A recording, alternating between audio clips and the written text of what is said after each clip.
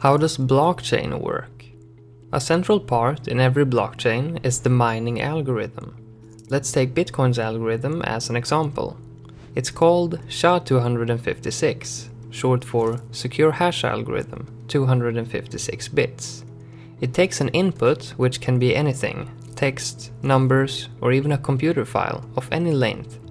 The output produced is called a hash and will be the same length every time, 256 bits in machine code.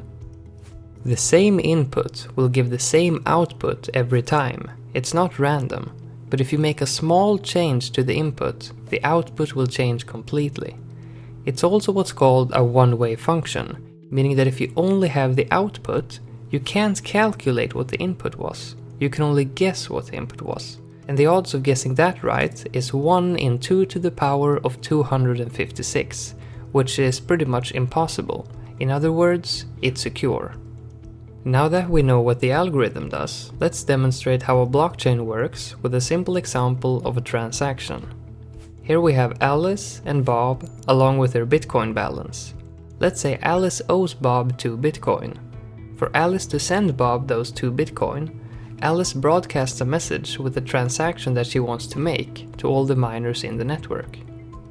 In that broadcast, Alice gives the miners Bob's public address, the amount of Bitcoin she would like to send, along with a digital signature and her public key. The signature is made with Alice's private key, and the miners can then validate that Alice in fact is the owner of these Bitcoin and that she wants to make the transaction. Once the miners are sure that the transaction is valid, they can put it in a block along with many other transactions and attempt to mine the block. This is done by putting the block through the SHA-256 algorithm. The output needs to start with a certain amount of zeros in order to be considered valid. The amount of zeros needed depends on what's called the difficulty, which changes depending on how much computing power there is on the network. In order to produce an output hash with the desired amount of zeros in the beginning, the miner adds what's called a nonce number into the block before running it through the algorithm. Since a small change to the input completely changes the output, the miner tries random nonces until they find a valid output hash. Once the block is mined, that miner can broadcast that newly mined block to all the other miners. They then check to make sure that the block is valid so that they can add it to their copy of the blockchain, and the transaction is complete. But in the block, the miners also needs to include the output hash from the previous block so that all blocks are tied together, hence the name blockchain. This is an important part because of the way trust works in the system.